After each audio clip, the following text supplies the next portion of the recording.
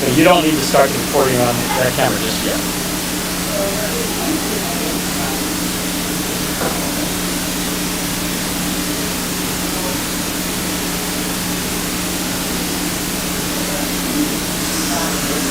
Working.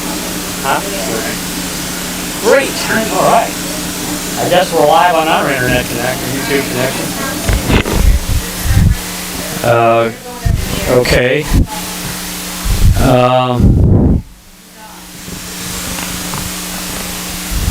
Let's see.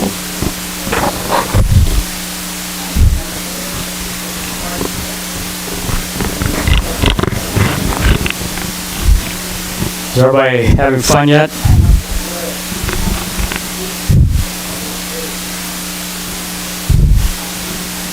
We're still got 28 minutes and 30 seconds out and counting.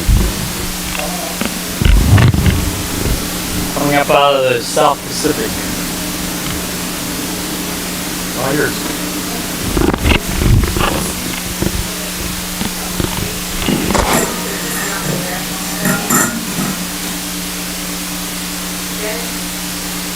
Good afternoon. I'm beyond excited for the opportunity with Harris today. A huge thank you to Ms. Romaine, Ms. Strauss, Ms. Meeks, and Ms. Harris for going above and beyond their job duties to provide this opportunity for our students in school. I am one lucky principal.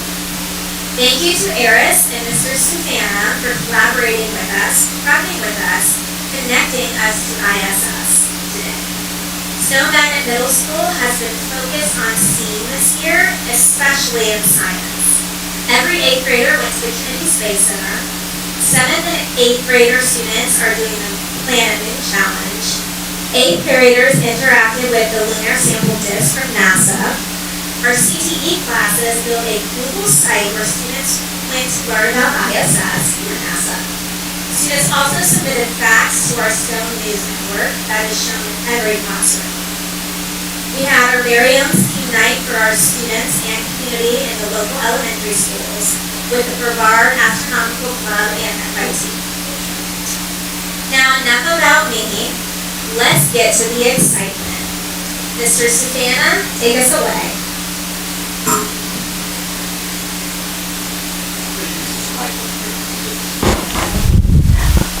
Thank you very much. We're going to be talking to the International Space Station in about a little over 26 minutes. In the meantime, you might see some monkey business up here as we try to make some adjustments and stuff. But real quick, Eris is amateur radio on the International Space Station. And today with me I have a bunch of guys from the local amateur radio club, PCARS, Platinum Coast Amateur Radio Society. And they helped out on Wednesday when we set everything up. We'll do the contact, and then, well, what goes up has to come back down. So they'll be here for that. So in the meantime, I'm going to come back as we get closer to the contact time and explain things a little bit more. But the main thing is, you can't see it right now, there's going to be a tracking software going up there. And then I'll explain a little bit more about all the radio equipment up here, and take about 2 minutes to do all that. So next step. Yeah, we have a pre-contact video that explains a little bit about what Eris is all about.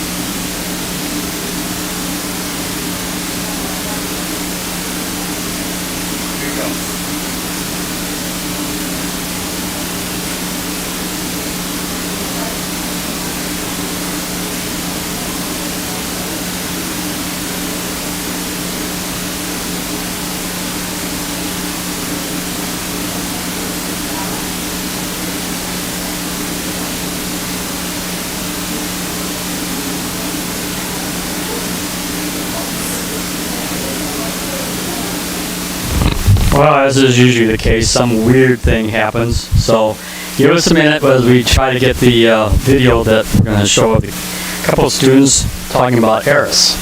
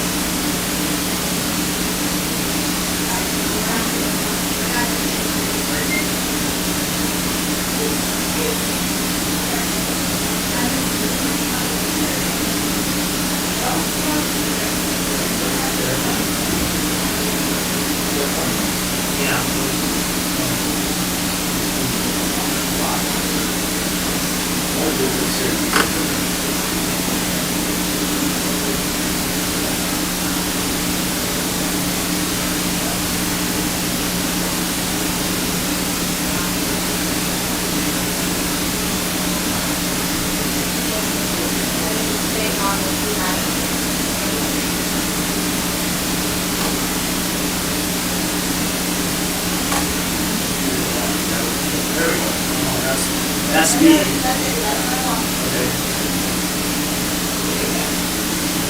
Alright. Yeah, we're good. Yeah, go for it. Okay, we've got a little video that's going to be displayed here about what is Eris.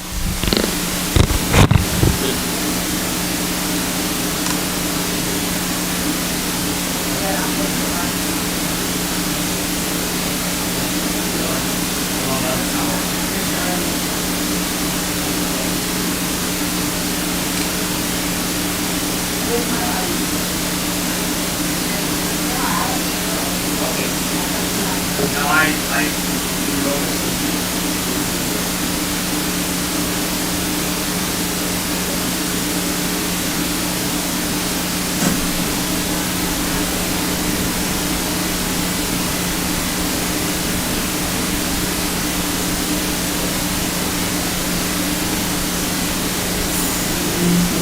Okay, now we got it.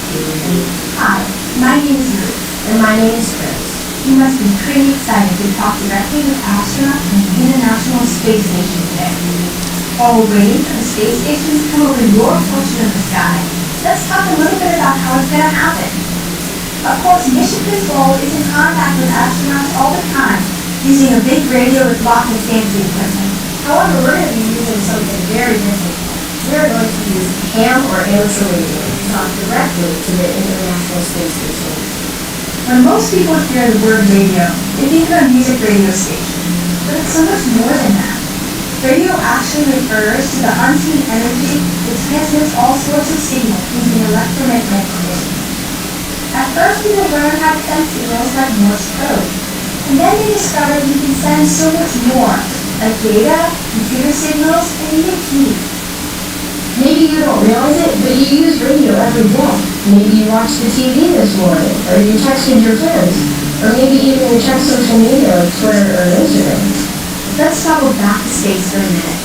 Since the beginning of the space age, humans have sent many spacecraft out into the universe. These range from the Hubble Space Telescope orbiting the Earth daily, and the Curiosity rover exploring Mars. We've even sent a long-distance messenger, the Voyager 1, who has traveled outside of our solar system. Whether it's capturing a great picture of a far-off galaxy or conducting experiments on the space station, radio has to do with all. And today, you're going to be using ham radio. Now you might be wondering, what exactly is ham radio? Amateur or ham radio is a service and a hobby for operators who talk to people around the universe, their cities, their country, and even around the world. Amateur radio operators require a radio license from the government. They're not that hard to get. I have one. My call sign is KM4LAO. And mine is Steve Bowen KI5BKB. Our call signs are a way of identifying who we are to other operators. This lets everyone know that we have the proper license to use the radio. As amateur radio operators, or hands as we are often called, we can talk with others about basically whatever we want. Often science or some new radio gadget that we are interested in. Let's focus back to the space station and their contact there. Many of the astronauts and cosmonauts aboard the space station are licensed ham radio operators. That's why they're operators today in contact. The people here, as well as the astronauts, are licensed to talk to each other, and you are allowed to talk over to the radio. For our conversation today, we'll be an amateur radio station on the ground, either in this location or somewhere else around the world. We'll also need a radio in the space station.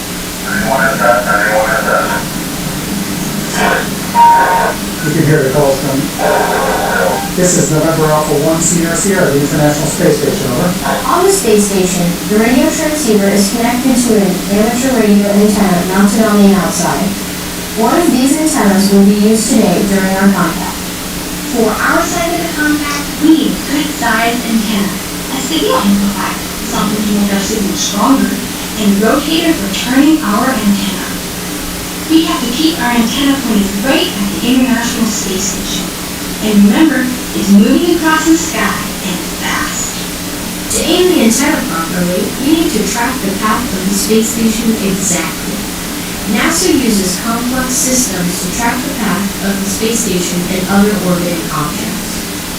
The satellite tracking program we are using works out a complicated set of mathematics to provide the orbital location of the space station, moment by moment as it moves through space.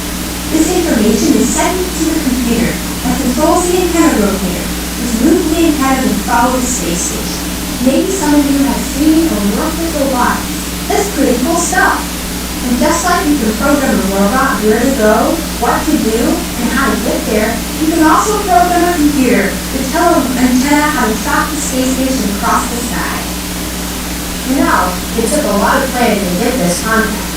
Several weeks ago, the ARIS operations team had to figure out whether the space station's orbit would pass over this location.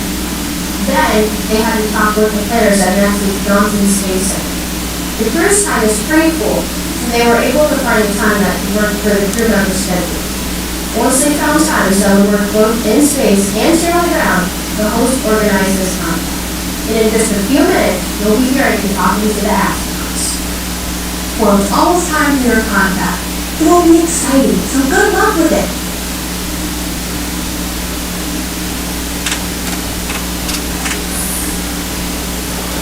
What do we have to do to get you got this info?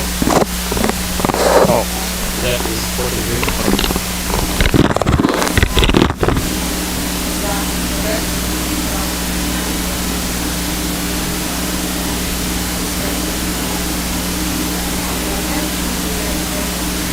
Okay, alright. About that, thank you guys for being here today. We have the honor to speak with NASA's astronaut, Steve Bowen. Steve was the first submarine officer selected by NASA as a mission specialist in July of 2020. He is a veteran of 3 space flights, STS-126 in 2008, STS-132 in 2010, and STS-133 in 2011. Currently, he is on the International Space Station as commander of NASA's SpaceX Crew 6 mission aboard a SpaceX Crew Dragon spacecraft, which launched on March 2nd and successfully docked on March 3rd. So, we want to go to that first tab. We have a short video we'd like to show detailing a little bit more of Steve's background for us. No, the first tab at the top. Yep, and that first one. The greatest things we accomplish as human beings, we do as teams. My name is Steve Bowen. I am the spacecraft commander of NASA's SpaceX Crew 6 mission to the International Space Station. I was born in Cohasset, Massachusetts. It's a small town on the coast just south of Boston. I had 5 brothers and sisters. I was the 5th of 6, and really sort of an idyllic childhood. When I was getting ready to choose, where applying for colleges, I had good enough grades, and I got an appointment to the U.S. Naval Academy, so I studied electrical engineering. I had done a summer cruise. The reason I ended up doing a summer cruise on submarines was because the idea is interesting. The whole concept of running a nuclear power plant underwater and operating at sea. And so after graduation, I spent 14 years in the submarine force before I applied to become an astronaut. I never had, grand plans of growing up and becoming an astronaut, but I never did anything to preclude that either based on what I thought I'd actually get here. It was just curiosity and enthusiasm. I remember on SES-132, I think it was on the first spacewalk on that mission, and there I was overlooking the International Space Station as we're circling the Earth, the whole world spread out below me. And all I could think of is, what kind of civilization is this? I grew up carrying buckets of cement, and here I am on top of the International Space Station circling the Earth as we're doing research, really to make the world a better place. And we're doing it as a team. We're doing it as an international team. It was eye-opening. I mean, it's not something I didn't necessarily understand, but it's really become obvious at a moment like that. I mean, that was absolutely amazing. I view myself really as a rookie for the International Space Station because I was always there basically as a construction worker. This time I'm actually getting the opportunity to operate and to be a part of the science and be a part of the ISS operations. That's all new to me, and I'm really looking forward to being a part of all of that. And hopefully my bit of spaceflight experience that I've brought along with me, I can help everybody else settle in and step into these operations. I have the most amazing crew. I'll say this for all 3 of my crew members because they're actually all pretty amazing individuals. They each have distinct personalities that add so much to the crew. That ability to function as a group is absolutely amazing. And when you accomplish something as a team, there is no greater feeling.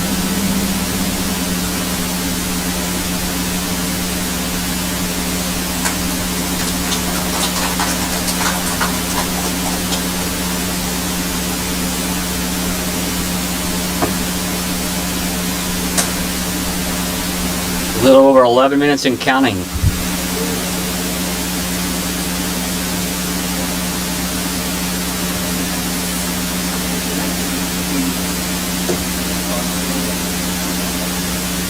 All right. Okay, I guess we can talk a little bit about what we're doing up here. The equipment you see here is amateur radio equipment, all personally owned by me. We have a primary station, a backup station. Over on this one in the rack mount, we have a rotor control system that drives the rotors that are outside that control the antennas that aim directly at the International Space Station.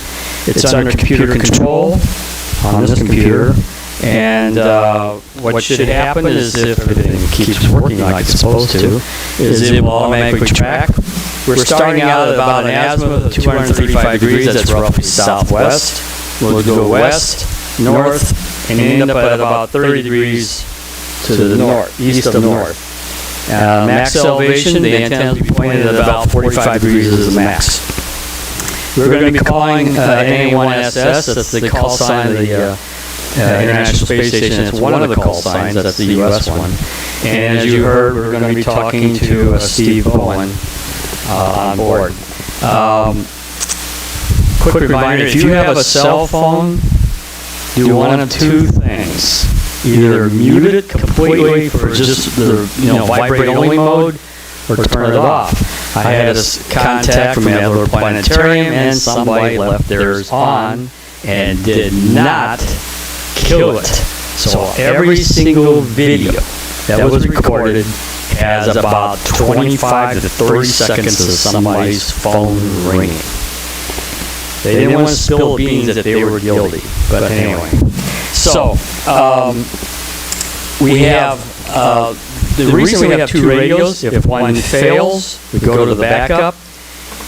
We have on this system, the backup radio system, we have a vertical antenna no moving parts. If the rotor here fails, or if the computer fails, we go to the backup radio and use that one. No moving parts of the antennas.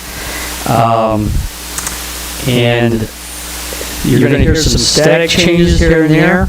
It's going to get a little noisy at times. And when we get closer, you're going to hear this.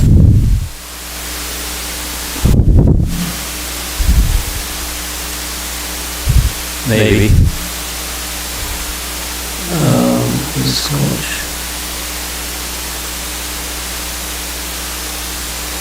Supposed to be here this way. Let me get some adjustments here. RF up all the way.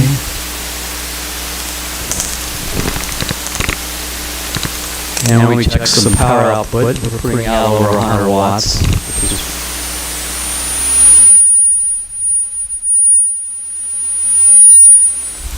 And let's see, let me back this down a bit. So, I'm not sure why the squelch isn't going off. That's weird. Anyway, let's just wait a minute.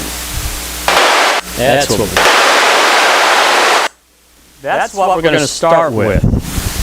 And I want you to be listening. You're going to hear a lot of that. And as we get closer and closer, the last 30 seconds or so, when I release the squelch and start calling, if we hear a slight change in the background noise, which starts to sound quiet, that means he's probably calling us, and we're within seconds. So, we are hopefully going to make contact. We've got 20 questions? 22 questions. I don't know whether we're going to get through all 22. It just depends on how things work out. So the idea is we'll get through the first round. Everybody's got 2 questions. Get through the first round, and anything beyond that's considered gravy. Now, everybody in the audience, eventually we're going to pass the word how to get what's known as a QSL card. That means there's a little postcard kind of thing that every kid who talks, they're going to get to apply for what's called a two-way. Everybody else can get a shortwave listener card, a listen only kind of card. We'll work through we'll pass along in the data what you need to do to Mrs. Meeks. But if you're listening and you want a QSL card, which has a nice picture on the front, talks about on the back side about the contact time and stuff, we're going to put together a list and you can talk to Mrs. Meeks, I'm sure, and she can tabulate the list. But the kids get to all do their own personal kind of QSL card, which will be on 8.5 by 11 sheet of paper or something like that. But anyway. We are under full computer control, and we are 6 minutes out and counting. So we are streaming on 2 different live stream YouTubes. One is the schools. Has anybody reported on the school one? Is it working? Working? Okay. And the other one is on our Eris YouTube. So we've got 2 different YouTube channels going, and hopefully it all works out. And main thing to do is consider this an experiment, and experiments can fail. I was Eris contact number 1 ever in the world back in December of 2000, and we actually failed on the first day of an attempt. We found out what happened later, what was going on, and we corrected that little problem. So, and the rotors are in position. So, I think what we can do is, any questions from anybody before we've got about 4 minutes, and then I'm going to start kind of rolling things along real quick. Any questions? Anybody?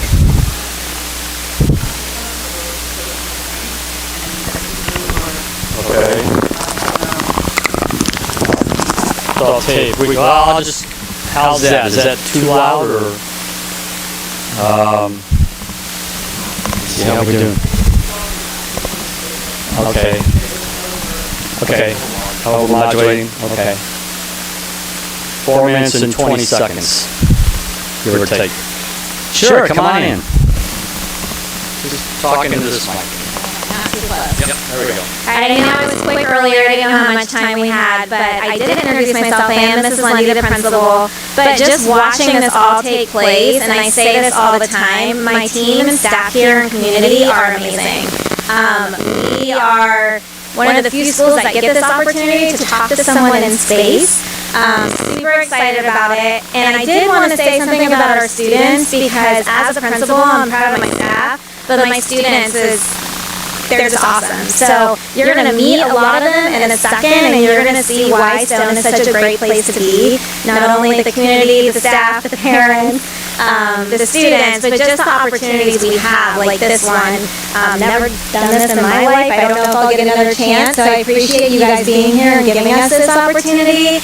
But I did want to take some time and just talk about, why we're so great, and it's our group of students, and you're about to meet some of them. Well, if we're successful, give it a few years, and if you want to apply again, go for it. All right, what are we doing? We are 3 minutes out. So maybe we can get everybody kind of lined up and sort of in order. Yeah, and they got Just talk. Oh, okay.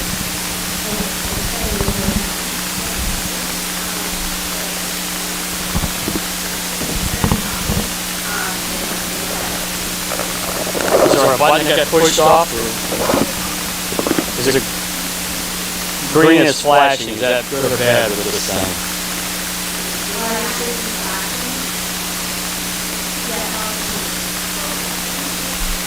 That means the battery's dying?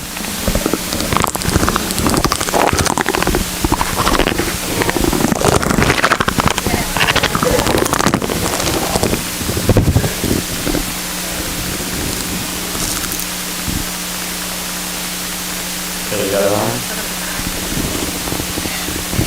Okay, we can do that. Okay.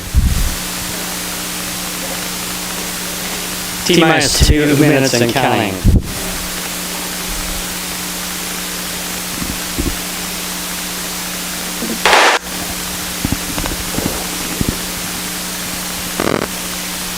The far right column over here, you can't really read the numbers too much.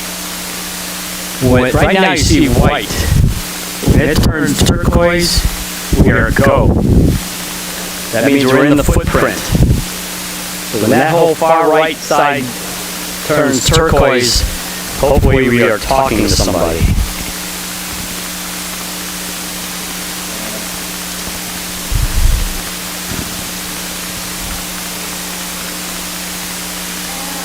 Sure. Yeah. Okay, really quick, I just wanted to say that we do have Mr. Brian from the NAACP here supporting us, as well as Ms. Jenkins from our school board, so super excited to have them here with us. Welcome aboard. Okay.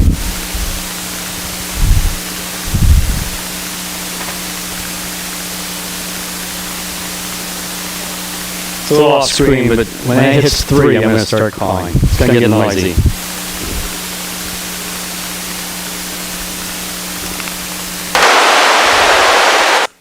NA1SS, NA1SS, this is AJ9N, Alpha Japan 9 Nancy. NA1SS, NA1SS, this is AJ9N for scheduled errors contact from Stone Magnet.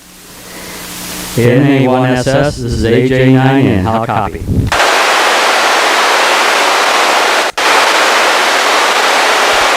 NA1SS, NA1SS, this is AJ9N, Alpha Juliet 9 Norway. Stone Magnet for an errors contact.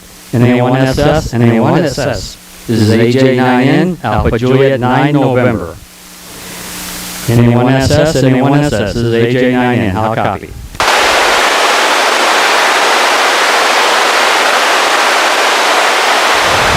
NA1SS, NA1SS, this is AJ9N. NA1SS, NA1SS, this is AJ9N, how copy?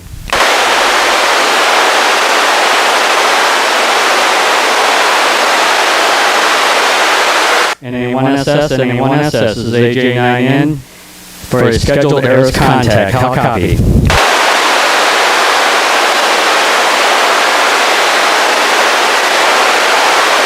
NA1SS, NA1SS, this is AJ9N and AJ9N for a scheduled errors contact, how copy? AJ9N, this is A1SS, this is Flight Steve Bowen, and ready to take questions. Hi Steve, how you doing? Handler is Charlie. We're about ready to go to the first question. NA1SS, AJ9N, here's the first question.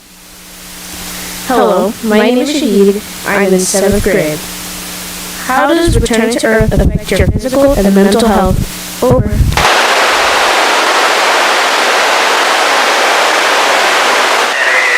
I just dropped out there for a second. Call me back when you can get a little bit.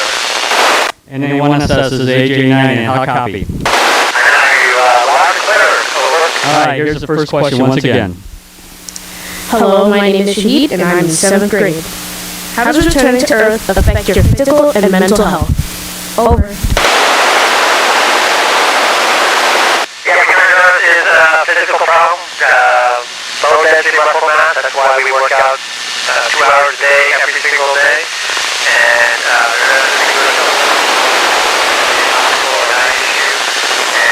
mental health now gets up there for my 7th grade experience where coming back into large social groups can be a little overwhelming at times. Hello, my name is Blake. I'm in the 8th grade. What food do you consume and does it taste the same as it does on Earth? Over. I think this is Blake, and the question I have is food and drinks you consume eat. Basically, what we eat on the ground, just packaged in a different form. You can just look online.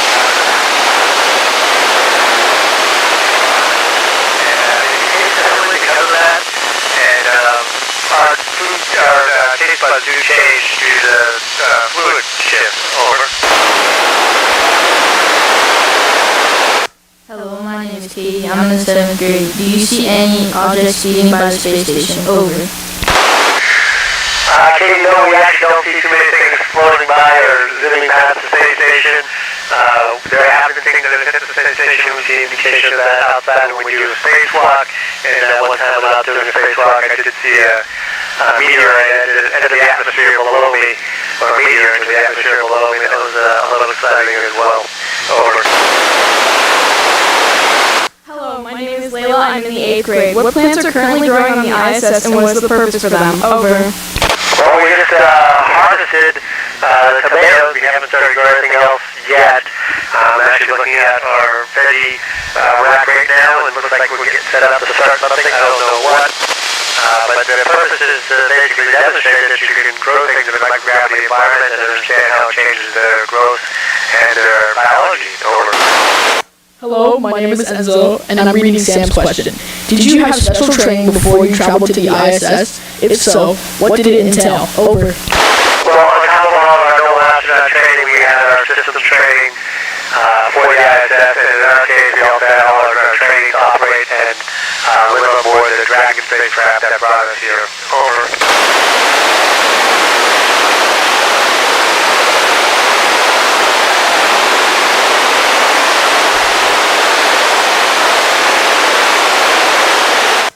Hello, my name is Enzo, and I'm in the 7th grade. I play the cello. What instruments have been brought to space, and does it sound different? Over. Actually, it sounds pretty much the same. We currently have a couple guitars, keyboard. Go with the didgeridoo, there was bagpipe, and the last time I was here, there was a flute as well. Over. Hello, my name is Howard. I'm in 7th grade. What was one of the biggest surprises or adaptations you had to make that you were not prepared for? Over. Based on the question I have here, I couldn't hear you very well. What was one of the biggest surprises or adaptations you had to make that you weren't prepared for? Over. The environment we're getting on, which is incredibly amazing. What a different environment. Incredible job. Over. Hello, my name is Kaylee, and I'm in 8th grade. How do you sleep in space, and do you have trouble sleeping? Over. I actually sleep about an hour more in space than I do on Earth. It's just incredibly comfortable. We are incredibly busy. I think that helps. And they do a lot of about 8.5 hours of sleep time. Over. Hello, my name is Kaylee. I'm in 8th grade. What exercises do you do, and how long and often do you have to do them for? Over. Well, in my case, I'm doing weightlifting and cycling, and we also have a treadmill. And we do 2 hours a day, every single day, load-bearing exercise to help maintain our bone density and muscle strength. Over. Hello, my name is Freddie. I'm in 8th grade. What is the process to become an astronaut? Over. And Freddie, to become an astronaut, that's all you have to do is apply. You meet the minimum requirements, then you apply, and you fortunate if you get the opportunity to interview, and incredibly lucky if you get the opportunity to become an astronaut. We had 18,000 people to apply for 8 slots one time, so it's incredibly challenging. Over. Hello, my name is Anna. I'm reading next question. How do you contact family and friends? Over. We actually use an internet protocol system, internet protocol phone system, so I can call home pretty much every single day, which is pretty amazing. And it's only improved through the years to do that. So we can call and talk to home every day from the space station. Over. Hello, my name is Cameron. I'm in the 8th grade. What type of work and research do you do? Over. Most of what we do up here in the International Space Station is actual research, 100 experiments running at any given time, and some of them involve astronaut work and attending as well. We do, I mentioned the vegetation experiments, we do material science experiments, we do biology, we are our own experiments, and other than that, we have to work to maintain the space station, keep it in a livable configuration. Over. Hello, my name is Shahid, and I'm in 7th grade. Are there any factors that could delay travel back to Earth? Over. And actually, the biggest delay for us, for Dragon crews, is weather. The weather in the landing site has to be sort of ideal for the Dragon to land. As we splash down in the ocean, we want to make sure we were safely recovered. Over. Hello, my name is Blake. I'm in the 8th grade. How much free time do you get, and what do you do for entertainment? Over. We get a little bit of free time.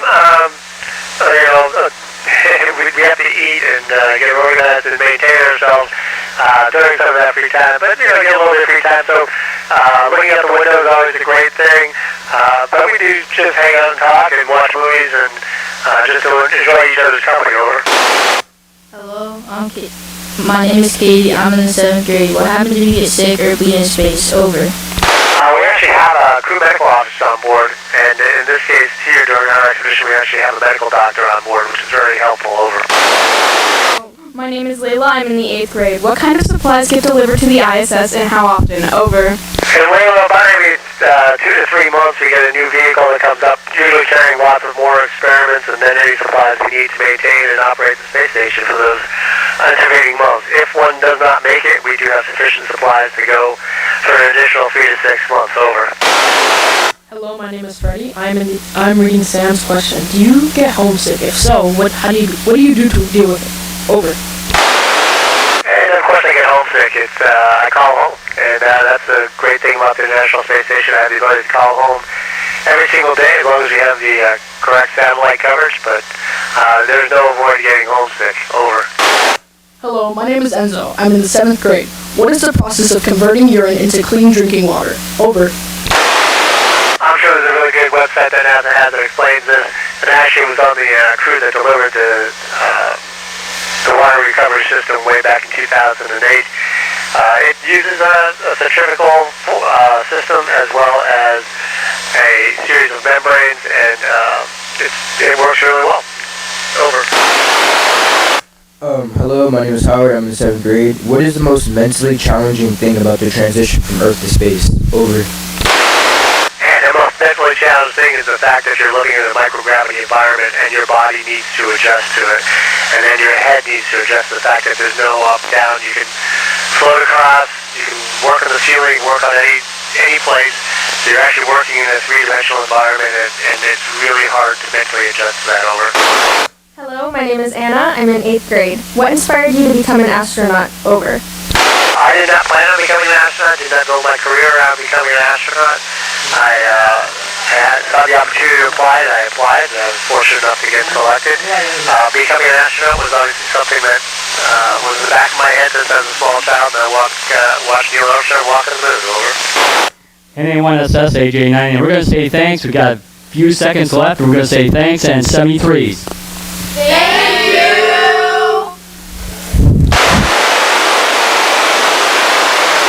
NA1SS AJ9N.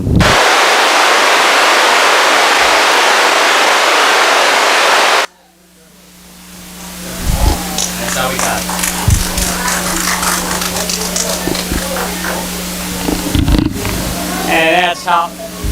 And that's how we kind of do things. So thanks, guys. You did a great And everything's on recorded. It's being recorded, so hopefully we'll get you video files, a couple different versions, I think. And if you've got questions, by all means, come on up. I want every student here, by the way, we have a log book and an ink pen. And I need everybody who got to ask a question. I think everybody got to ask once. And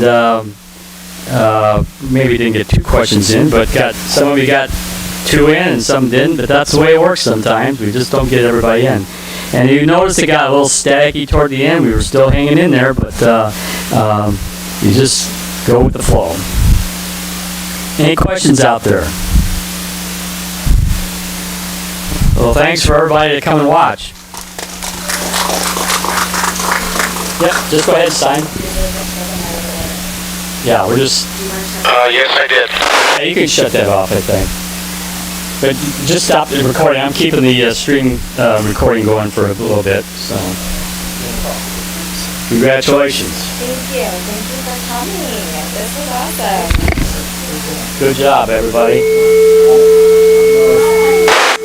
I don't know if any of the students know this, but when the contact with the space station started, it was actually over Mexico, and by the time it ended, it was over Nova Scotia. So they traveled a long way in that 10 minutes. That's pretty cool. How long was the contact? About 10 minutes. We got it pretty low on horizon too. Yeah. It took a little while for them to get into. Just sign anywhere. Just the numbers. I'm just keeping track of how many kids we got through. So. Wow, that's awesome. Okay, I'm going to stop the stream. And well, no, I'll leave it going here for a bit. So. And we'll go from there. Give it another minute on the stream, I think. Good job. Thank you very much. Thanks. Okay, I think I'll go ahead and just stop the stream. Yeah, that's received. That's okay. Yeah. Stop the stream, and thank you to all of you out in